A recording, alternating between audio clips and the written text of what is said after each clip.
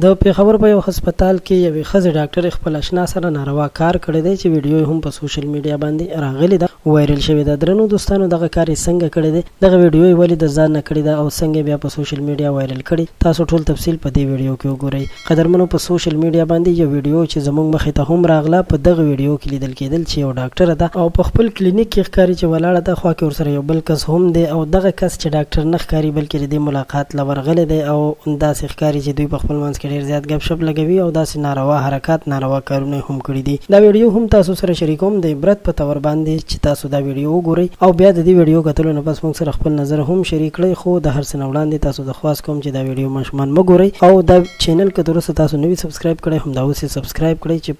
په وخت تاسو ته نوي معلومات، نوي ویډیوګانې او نوي خبرونه راوړو. درنو دوستانو، ویل کېږي چې دا واقعه په پیښور کې شوې ده، د پیښور په یو هسپتال کې چې یو جینۍ او هغې ته خپل یار ورغلی دی او دوی خپل منځ کې ګپ شپ لګولو، ناروا کارونه یې کړي دي، بېهوده کارونه یې کړي دي او بیا دغه ځان نه ویډیو کړې ده او ویډیو یې هم په سوشل میډیا باندې وایرل کړې ده چې خلک یې وګوري. نو څومره د شرم خبره ده، څومره د افسوس خبره ده چې پښتانه څومره بې عزته شول، ځانونه خپل بې عزته کړل، د دنیا په مخ کې ځانونه وشرمول. پکار ده چې د سوشل میډیا او د الکترونیک میډیا نه پښتانه فایده واخلي، خو هغوی د ځانونو نه غلطي ویډیوګانې جوړوي، په سوشل میډیا اپلوډ کوي، خپل ځانونه د خلکو تماشه ګرځوي چې خلک زموږ د وجود نه، زموږ د مخ نه، زموږ د رنګ او د ښایست نه خوند واخلي. ډېره زیاته د شرم خبره ده. کله چې ما دا ویډیو کتله نو افسوس مې وکړو چې څه شول هغه پښتانه چې په خپلو لونو، په خپلو اولادونو باندې وایي ډېره زیاته سختي کوله. دعا به کوو چې الله پاک دې زموږ ستاسو او د ټولو حیادارو مسلمانانو د اولاد حفاظت وکړي. امین ثم امین.